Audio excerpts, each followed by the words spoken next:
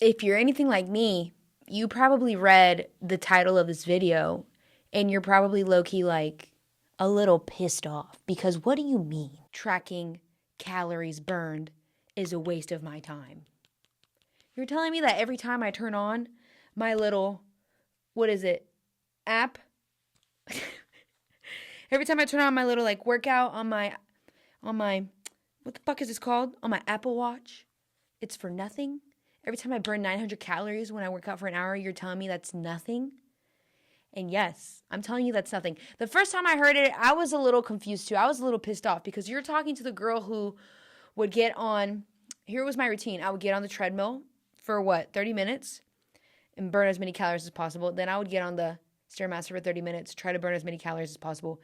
And then I would get on the elliptical for 30 minutes and try to burn as many calories as possible. So what do you mean you're telling me that my blood, sweat, and tears isn't worth it? Let me explain, okay? Because when the gains gods of the YouTubes told me about this, at first I was like, but then I was like, okay, thank you so much for relaying this information to me. It has made me a better person, and now it's so much easier for me to stay lean and for me to build muscle and for me to look hot, okay? Here is why it's high-key a waste of your time. First of all, these calorie trackers are pretty inaccurate. Like, it's not taking into account our genetic makeup. Like, it's not taking into account our unique lifestyle. Bro, using your brain can change how many calories you burn in a day. Like, how much you're talking can change how many calories you burn in a day. How high your heart rate is. Like, all of these things can change how many calories you burn in a day, how big you are, how small you are. So they've just been shown to be highly inaccurate, okay? Another thing, point number 2, you can't outtrain a bad diet. Because here's the thing. I can probably run a mile. Most people, right? Can maybe run a mile. Not most people, but like general pop. Maybe you can run a mile / walk a mile in like 10 to 15 minutes. And maybe you burn about 100 calories for 1 mile. Let's do a quick maths. How much ice cream would we eat in one sitting? 1 cup of ice cream.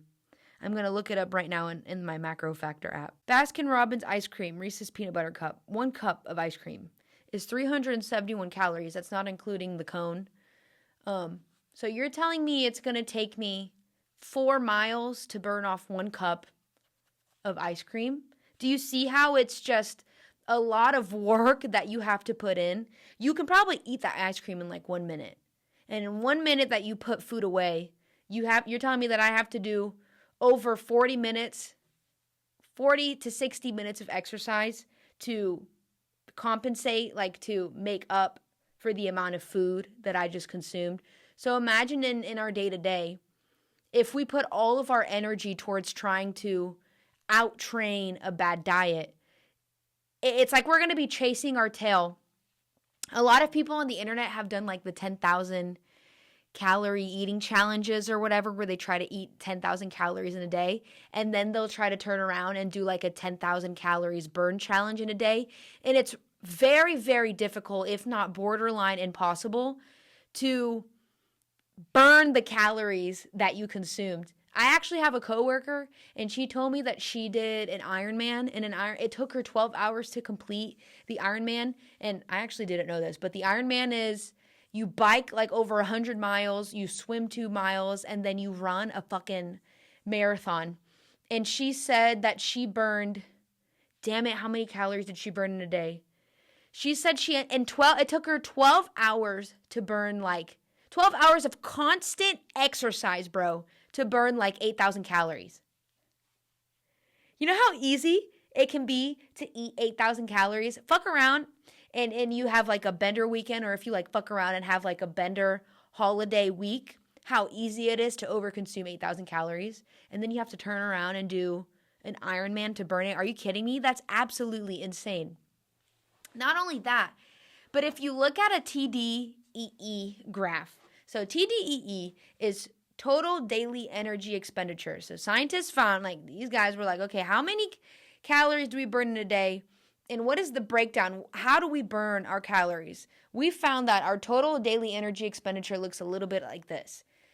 65% of our calories burned in a day come from our basal metabolic rate. So 65% of the calories that we burn in a day come from being a vegetable. That's what a basal metabolic rate is. It's how many calories do you need to consume in a day simply to stay alive while being bedridden, just for the like organ processes that our body does. So that's 65%. If you include non-exercise activity thermogenesis, so that's not only are you bedridden, now you have some daily movement. You blink, you have conversations, you brush your teeth, you brush your hair. That's non-exercise activity thermogenesis. That makes up 85% of our calories burned in a day, okay? Only, what is that? It's like less than 5% of the calories that we burn in a day come from exercise activity thermogenesis. So we don't actually burn as many calories as we think we do from exercising. So the best way to create a caloric deficit, if your goal is to lose fat and gain muscle, it's going to be by controlling what we put in our food or controlling what we put in our mouth. Not only that, but we don't lift weights to burn calories. That's not the purpose of weightlifting. What we found is that the purpose of weightlifting is to damage our muscle in order to stimulate muscle growth. So I've seen a lot of people, like, they'll try to do a set, and then in between their set, they'll like start doing jumping jacks. First of all, if you're doing jumping jacks between your sets, you're not lifting hard enough. You are not pushing hard enough. And number two, you are not getting the sufficient rest between your sets that you need so that you can push your sets hard and as close to failure as possible so that you can stimulate the most muscle mass, so that when you do lose the fat, you have a nice shape to show. Sorry, I'm a fidgeter, so I'm fidgeting with this. So yeah, we don't lift to burn calories. We lift to build muscle, and then we eat to fuel that muscle gain. We do cardio in order to improve our cardiovascular health, and if you're in a fat loss phase, to assist in creating an even bigger calorie deficit. But a majority of where that calorie deficit is going to be coming from is going to be simply from eating less food. Because I don't know about you, but I don't feel like doing an Ironman every day or once a week. No, thank you. I would much rather just slightly limit what I'm eating or slightly change what I'm eating so I can continue to eat the same amount of food, but I'm just eating less calories, okay? So yeah, it's much more time efficient to learn how to fuel ourselves well than it is to eat like an ass and run ourselves into the ground trying to burn it off. Well said. Truer words were never spoken. So yeah, calories burned is simply not a good measure of an effective strength workout. A measure of an effective strength workout is if every time you're coming back, you're getting stronger. That's how you know if you're training hard enough. A good measure of an effective strength workout is that you are pushing close to failure. So yeah, don't misunderstand me. Cardio is important. Tracking your calories isn't necessarily important, right?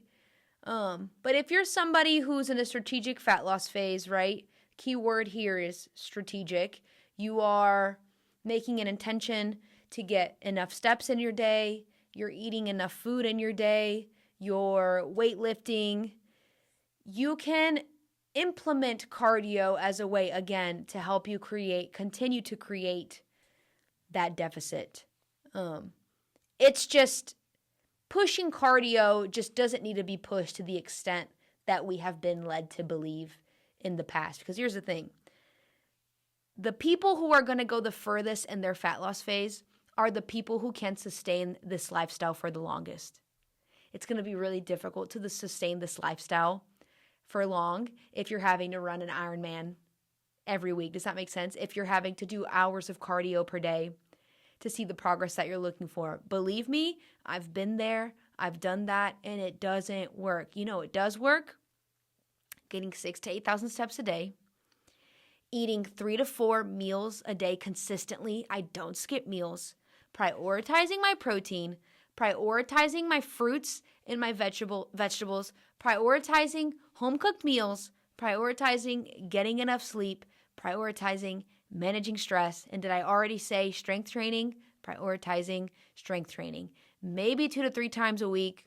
If you're really trying to see awesome gains, 4 to 6 times a week. That's it. And then you're going to do that for years and years and years.